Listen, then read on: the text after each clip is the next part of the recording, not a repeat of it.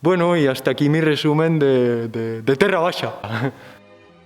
Excelente, excelente, es el mejor, director Filterwick, es el mejor, es el mejor. Benjamin, cállate. Ah, sí.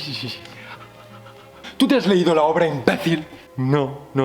Quítate la máscara cuando te hable, joder. Benjamin, ya basta. Tú, fuera.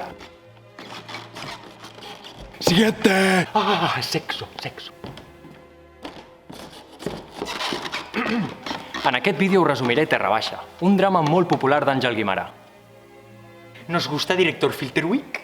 Nos gusta, Benjamin. Nos gusta.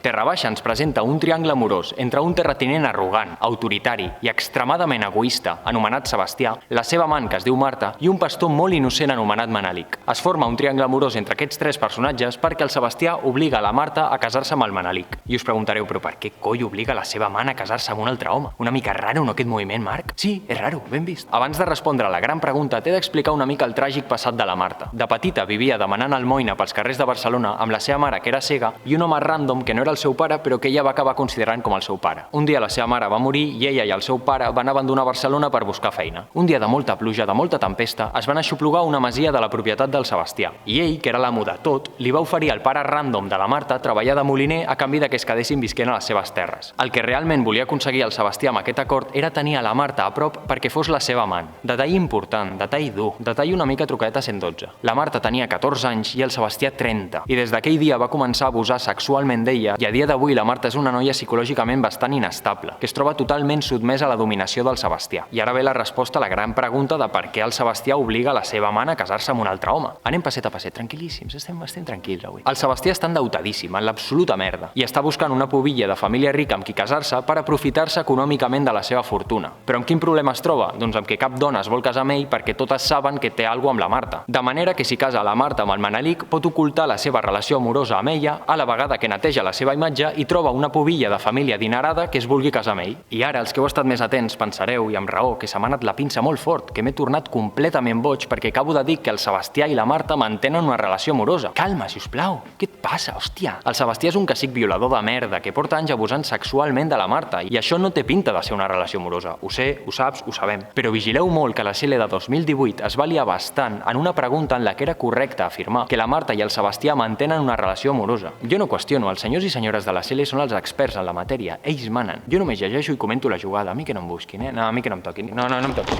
Hòstia, que pregunto. El Sebastià escull el Manelic com a pretendent per casar-lo amb la Marta perquè sap que el pot enganyar fàcil. El Manelic és una mica curt, molt parat, molt empanat, molt seu.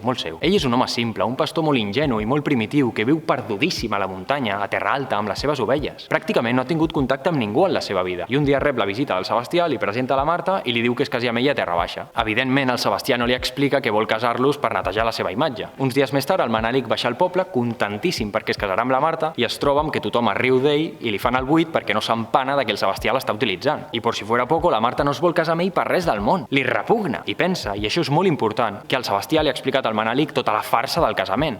Però és que el Manelic no té ni idea de tot això, Marta, i no veu, molt lent. De manera que per una banda tenim el Manelic enamoradíssim perdut de la Marta i il·lusionadíssim perquè es casarà amb ella, i per altra banda la Marta afectadíssima perquè el Sebastià l'obliga a casar-se amb un home random, primitiu, que li dona tot l'asco. I es casen. Però tranquils que la cosa millora i molt. Arriba un moment de l'obra en què la Marta veu amb uns altres ulls el Manelic. Fa un clic quan se n'adona de la seva bondat, de la seva puresa, de la seva innocència i de l'amor passional que sent per ella. I s'acaba enamorant. Cau, flueix. Els dos s'acaben estimant moltíssim i intenten alliberar-se de la dominació del Sebastià escapant-se de Terra Baixa. Perquè el Sebastià segueix allà, molestant, bàsicament. Ai, no li fa ni puta gràcia que s'estimin. Justament quan els dos enamorats s'estan intentant escapar, el Sebastià els pilla i acaba desterrant el Manelic de Terra Baixa i empresonant a la Marta en un molí. El Manelic està furioso, enamorat perdut i lluny de la seva estimada i té ganes de rebentar hòsties al Sebastià. De manera que torna a Terra Baixa, té una petita discussió amb ell i l'acaba matant escanyant-lo. Se m'ha descol·locat la gola. Tio, què és? Que aquesta sensació escarosa.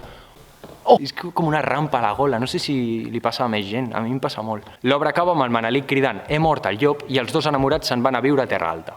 Respecte a la simbologia de l'obra, és important que entengueu la diferència entre Terra Alta i Terra Baixa, dos espais totalment antagònics. Terra Baixa representa el materialisme, l'explotació, la corrupció i la malícia humana, i s'ubica en el poble o en la ciutat. Terra Alta simbolitza el món ideal, on impera la bondat i la puresa. S'ubica en el camp o en la muntanya i en l'obra està representat amb el Pirineu. Llegeix Terra Baixa, puto vago.